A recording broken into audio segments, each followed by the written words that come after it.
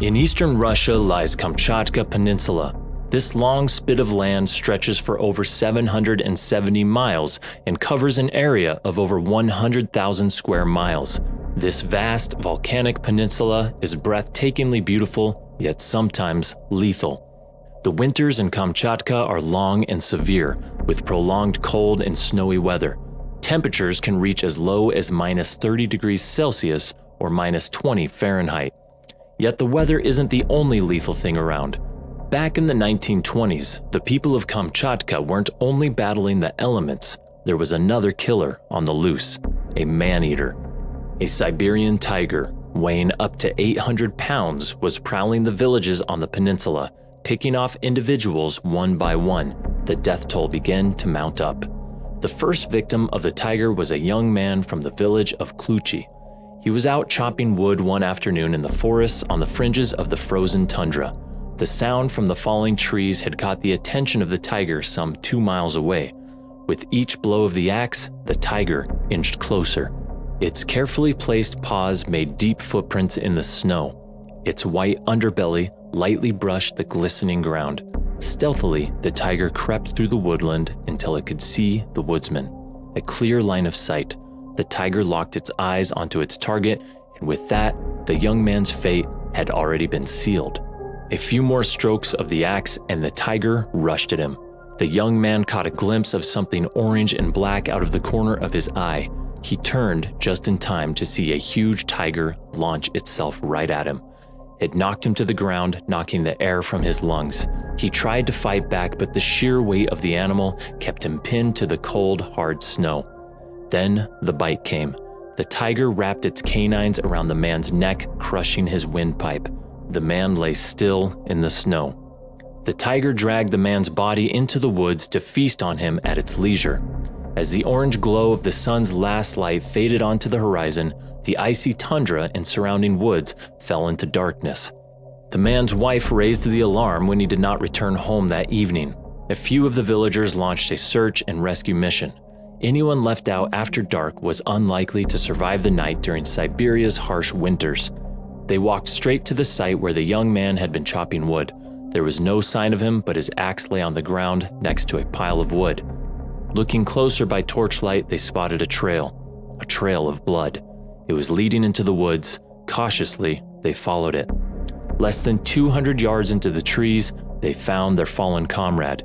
It was clear that he had been attacked and killed by a tiger. This was just the beginning. Over the next few months, 3 villages along the Kamchatka Peninsula were subjected to multiple tiger attacks. The tiger was indiscriminate. Villagers, young and old, were found savagely mauled yards from their houses. People went out to work in the fields, never to be seen again. That terrifying first winter lasted from October 1923 until April 1924 and claimed more than 15 lives. As spring sprung and the fields of snow and ice melted, more and more bodies were discovered. They all showed the characteristic signs of a tiger attack. Bloodied and dismembered, they lay scattered like rubbish on the icy plains. When the temperature began to warm the land, there was no sign of any more tiger attacks. People began to sigh in relief. Children were allowed to play outside once more, and farmers tended their fields without fear. It seemed the tiger had moved on. Maybe it had died or found new territory. Whatever had happened to it, people felt like they could breathe again and tried to put that devastating winter behind them. But this was not the end. As Kamchatka Peninsula descended once more into the harsh winter towards the end of 1924, the tiger struck again. This time, the elusive beast was bold. It was brazen. Not only did it pick off individuals who braved the outdoors, but terrifyingly, it began to enter people's homes. Like the devil himself, the tiger plucked people from their beds as they lay sleeping. In the dead of night, screams were heard throughout the village as time and time again, the tiger feasted. No one was safe. The communities plagued by death of loved ones called on the army to help. Not only did basic hunters try to track down the tiger, even a Red Army company came to the aid of the terrified villagers. The soldiers of the Soviet Union scoured the surrounding landscape for any signs of the beast. They were granted permission to use an aircraft to help them spot the tiger from the air. Eventually, a large tiger was tracked down and killed. The army celebrated the kill, posing for photos in front of the striped feline. It was an impressive animal, about 10 feet long and weighing 330 pounds. They were hailed heroes by the local communities, but the local hunters weren't convinced. When they inspected the dead tiger more closely, they felt a shudder run down their spines. Though an impressive tiger, the paws of this one weren't nearly big enough. The local hunters had seen the killer's paw prints in the snow before, and they had measured over 8 inches. This tiger didn't measure up. As winter descended on the villages towards the end of 1925, the attacks commenced once more. The villagers had been lulled into a false sense of security. The soldiers had given them hope, and now those hopes were dashed. They began to feel like this nightmare would never end. They began to feel that the tiger really was the devil. It evaded capture for the rest of the winter season, taking yet more innocent lives. The villagers grew weary. The only evidence left by the tiger, apart from the trail of corpses, was its footprints. Aside from being enormous, possibly belonging to one of the largest tigers ever to have lived, the footprints gave more information about the great animal. One of its 4 paw prints was less indented than the others, suggesting that the foot bore less weight. It was assumed that the animal had an injury and walked with an unusual gait. This could have explained the attacks. A predator that is less able to hunt its typical prey looks elsewhere. The villagers of Kamchatka Peninsula were easy targets. Lighter, slower, and less defensive than caribou, humans were there for the taking. After yet another wearisome winter, the tiger suddenly seemed to have vanished. Spring returned and the people cautiously went about their everyday business. When winter came in 1926, the locals braced themselves for another round of killings, but it never came. For 3 consecutive winters, the tiger had devoured the Russian people. Over 100 people were killed in 1923, 24, and 25. The remains of most were found days or even weeks later, but some simply vanished without a trace. Since then, and with generations gone by, people still talk of the winters when the devil came to town. No one knows what happened to the tiger. Perhaps it went off to find new hunting grounds. This seems unlikely though, as an apex predator with little to fear, a large territory with bountiful prey, it would be foolish to leave. Perhaps the tiger died, or perhaps it really was the devil, and the devil eventually returned to the fiery depths of hell after sending over 100 innocent people to their unfortunate final affliction. If you want to see tigers in the wild, then India's Ranthambore National Park is a good place to start. Situated in the Sawai Madhopur district of southeastern Rajasthan, the park encompasses 400 square kilometers and is home to between 80 and 90 tigers. But there were serious management flaws, which was making the park dangerously unsafe. When a single male tiger requiring up to 100 square kilometers of territory, the national park simply wasn't big enough to contain so many tigers. And that's not all. Visitor numbers weren't monitored or capped. More than 2,000 tourists drove into the park every day. There were no restrictions on the noise they made or the way in which they behaved. People drove along with their car windows open. They ate inside their vehicles and caused a significant amount of stress for the tigers in the reserve. The park's owners needed to increase the size of the park, but with both legal and illegal mining being carried out in the surrounding area, securing suitable land to expand was not an option. The park was already housing more than double the number of tigers it was capable of sustaining. A lack of prey and the constant stress from human noise and traffic was leading to disaster. Nobody could blame the tigers when they began to act out. They were becoming unusually aggressive towards humans. In 2010, a tiger, known to the park rangers simply as T24, but affectionately named Ustad for his free spirit, was desperate for food. Driven towards human settlements by the promise of easy prey in the form of farm animals, Ustad stalked closer. In the golden glow of the dawn light, it moved towards the buildings. Its scent was picked up by a small flock of goats penned in a shed for the night. They shuffled uneasily on their feet, aware that something was out there. Just then it heard a noise. It was a thud, thud, thud. The tiger turned its head. There, on a hill, was a lone man. It was 22-year-old Gamandi Saini. He had left his house at 5 a.m. after an argument with his wife. He grabbed an axe on his way out and marched towards the forested reserve. As he began cutting a tree down, the sound of the axe striking the wood carried on the air. T-24, who was out on the hunt that morning, was drawn to the noise. Moments later, it had struck the young man and mauled him to death. That was the first taste of human flesh for that tiger, but it was not the last. In the very same month, the same tiger struck again. A second villager fell victim to the jaws of the notorious Ustad. Born in 2005, Ustad was now considered the dominant male in the park. His activities largely went unchallenged by other males. He was devoted to his female, a tigress named Noor, but he was notably different from the other tigers. He was bold. He would often make a kill, then drag the dead deer out onto the highway to consume it in full view of an awe-inspired crowd of visitors. Other behaviors were more worrying. Whilst most tigers would move out of the way when humans approached, Ustad would not. He deliberately stood his ground, not moving from the path he was on as humans came close. He did not fear people, and that made him incredibly dangerous. 2 years later, in March 2012, a 19-year-old man, Ashfaq Ahmed, was also killed by the same tiger. He was learning that humans were easy targets. Only 7 months later, in October 2012, Ustad struck again. This time it was an employee of the park, Gisu Singh. He was the sole provider for his family. One of his 3 sons was paralyzed and terminally ill, whilst the other 2 were pursuing their education. His elderly father was incapable of working at 80 years old, and his wife ran the home. Working for the national park gave him the financial security he needed, but it all ended in disaster. He was an assistant forester and was walking between 2 groups of laborers who were repairing a road when a tiger suddenly pounced on him. It was a direct hit. The tiger secured his neck in its jaws, and the father of 3 was dead within seconds. His body was dragged into the bushes where it was later discovered. Ustad, T-24, had struck again.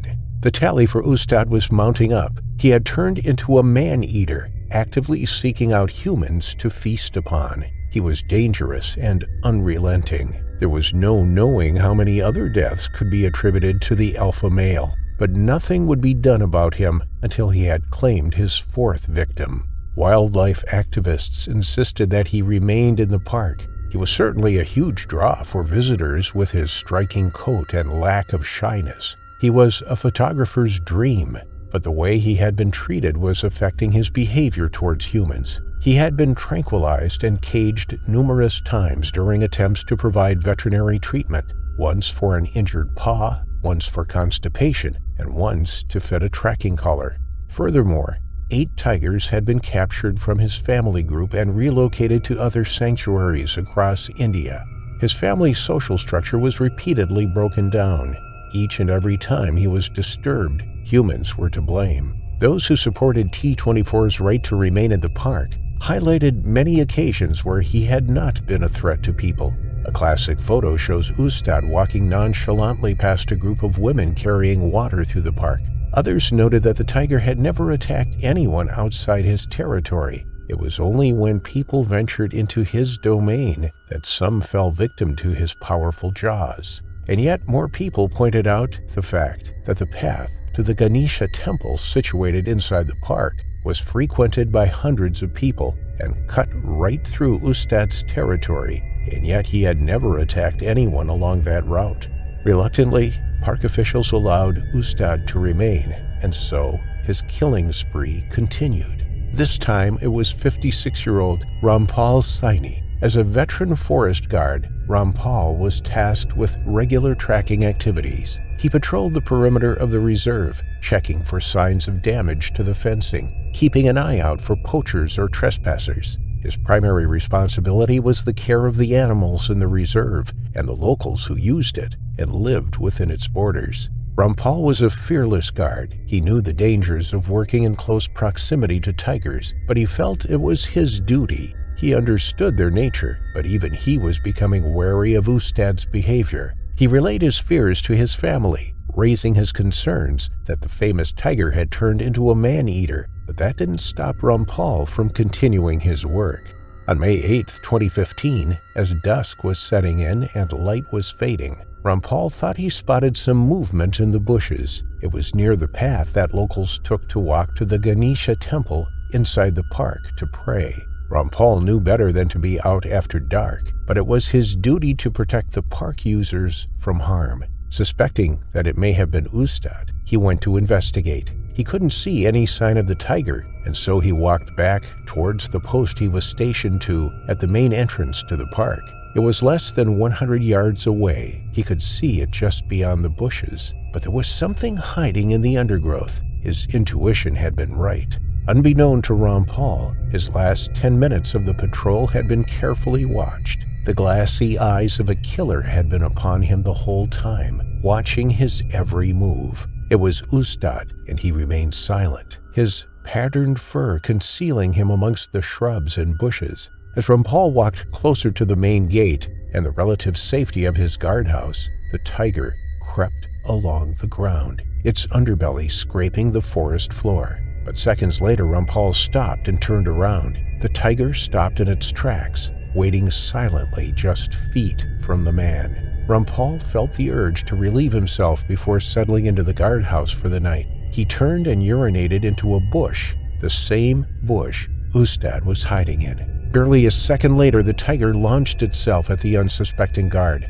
Rampal was knocked off his feet. He only saw a flash of orange, black, and white before the tiger closed its jaws around his windpipe. Rampal was suffocating. He knew his time was up, and he died moments later.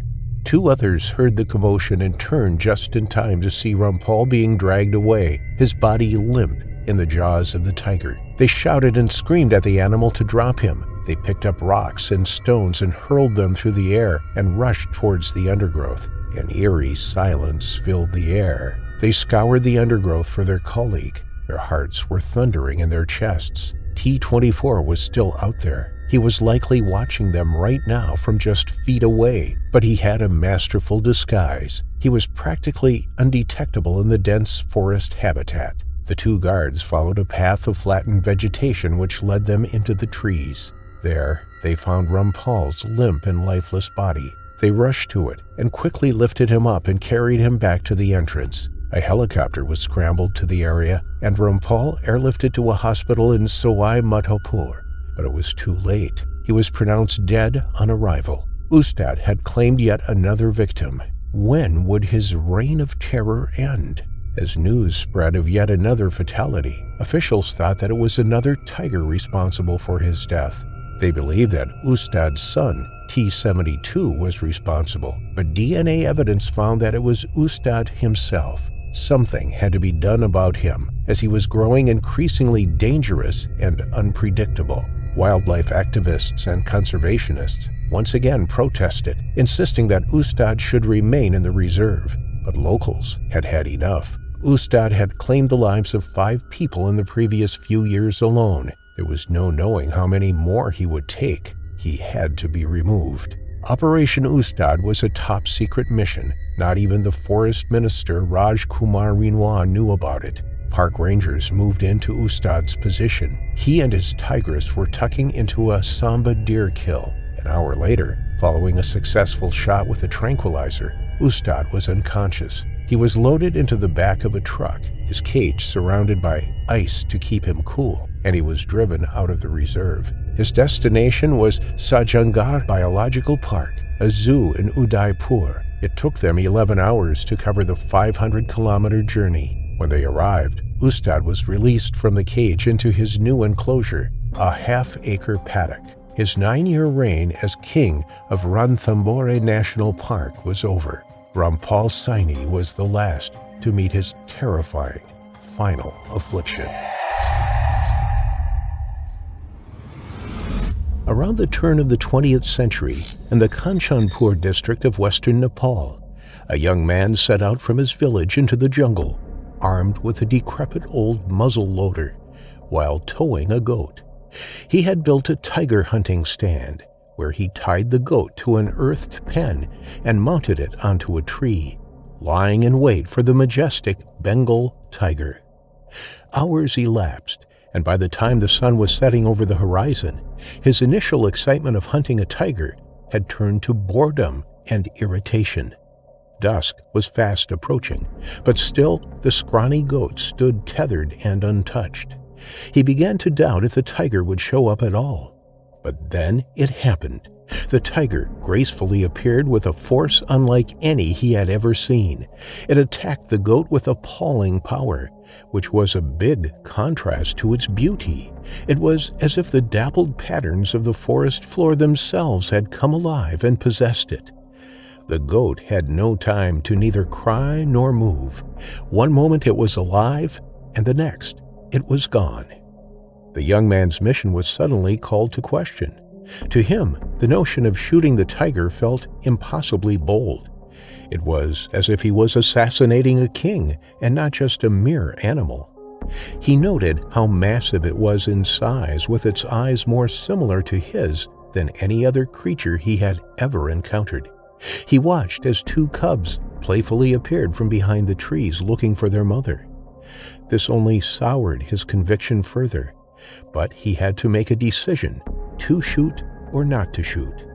With the tigress in his sight, he took one deep breath and then pulled the trigger. The tigress dropped the goat and dashed back into the forest with the taste of its own blood filling her mouth.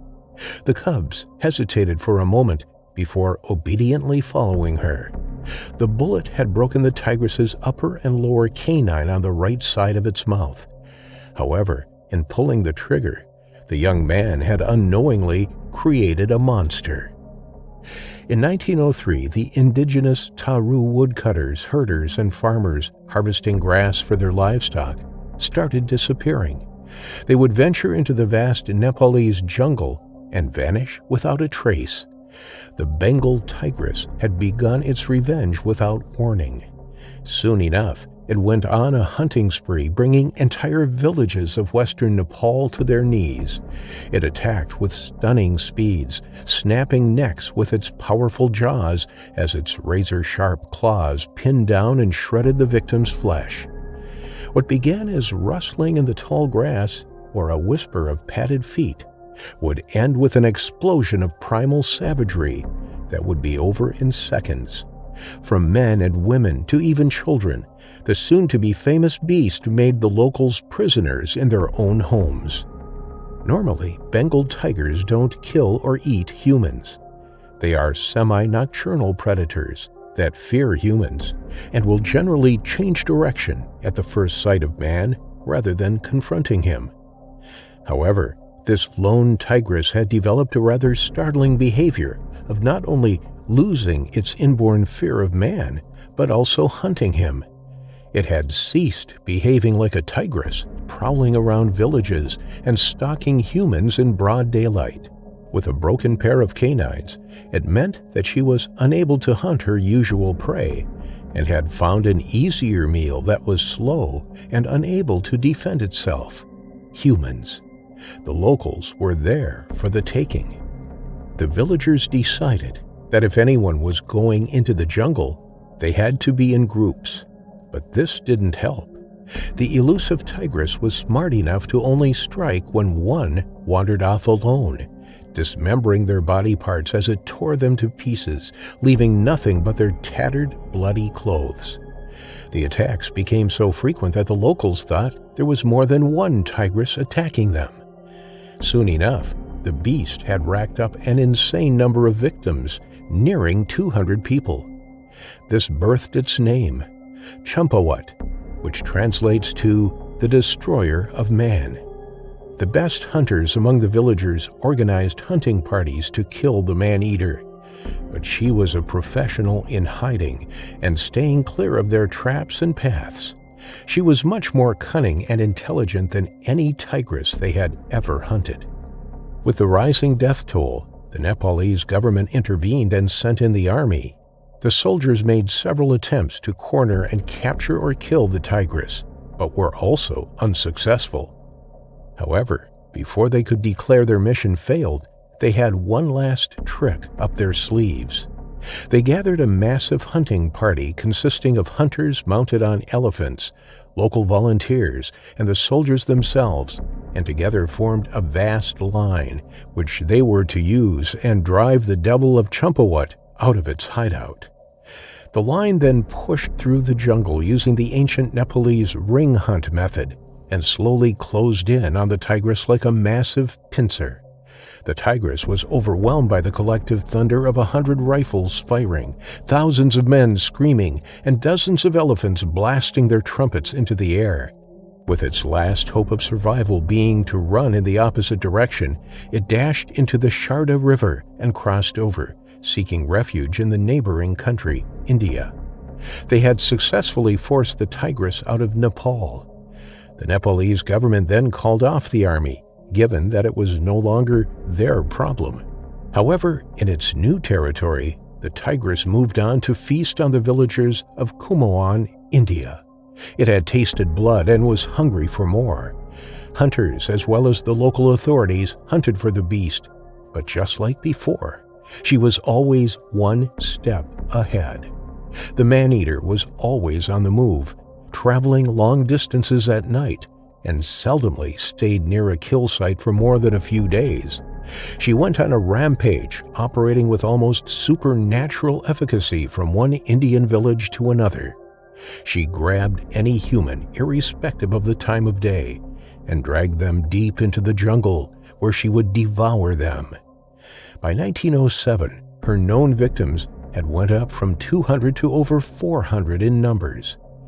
It was then that the Indian government paid a courtesy call to Jim Corbett, who was an expert marksman and a master tracker, to help kill the tigress. At first, Jim was reluctant, but eventually agreed, but only on two conditions. The first was that all the soldiers and hunters who were already in pursuit of the tigress were to be called off, because he didn't want to risk being shot by a stray bullet. And the second, that the government had to withdraw all the existing bounties on the tigress. This was because the bounties had led to the killing of more than 1,000 innocent tigers while in pursuit of the man-eating tigress. Both of his conditions were met, and he leapt into action. He recruited 6 other Kumaoni men for the hunt, and they set out for Pali just as news arrived that the tigress had struck again. Traveling light and moving fast, the men marched on foot, passing over hills and valleys, with none having an idea of the horrors that awaited them on the other side. On the 3rd of May, 1907, the men entered the village of Pali, but they felt as though they were in a ghost town. The central courtyard was bare, and the stone huts were silent. It was like an abandoned village, not a soul outside. Something terrible had happened here. For 5 days, the villagers had not gone beyond their own doorsteps and were in a state of abject terror. In the next 3 days, Jim and his men patrolled the dense forest near Pali, but when the tigress failed to show up, they concluded that it must have shifted its hunting ground to the nearby village, Champawat. Early the next morning, they set out toward the village. They arrived just immediately after it had dragged a 16-year-old girl collecting firewood into the forest. The men followed the blood trail leading into a ravine. They found bone splinters, a human leg still trickling warm blood, and her skirt along the trail of carnage. The irrefutable evidence of horror was saddening and sickening, and the Champawat tiger was nowhere to be seen. The next day, with the help of the local volunteers who flashed out the tigress, Jim Corbett fired 3 shots from his double-barrel black powder rifle, bringing the tigress's 7 years of terror to an end. He had accomplished that which was deemed all but impossible. The tigress was paraded in the surrounding villages, and they couldn't help but notice how smaller and less imposing it was now than when alive. Celebrations followed and went deep into the night, with the sound of jubilant songs filling the air. A closer examination of Champawat's carcass revealed that it had tattered canines which had left it helpless in defending its hunting ground against other tigers. This in turn had forced it to venture into the human settlements. Additionally, the humans had razed the jungles for timber and farmlands, driving the tigers and their usual prey out of their habitats. The Champawat Tigress attacks were listed in the Guinness Book of World Records as the highest number of human fatalities from a tiger. At the time of her death, the tigress had devoured 436 souls, not counting livestock and wild game. This number is believed to be more than any other individual killer, man or animal, before or even in years to come. Some described her as the most prolific serial killer of human life the world had ever seen.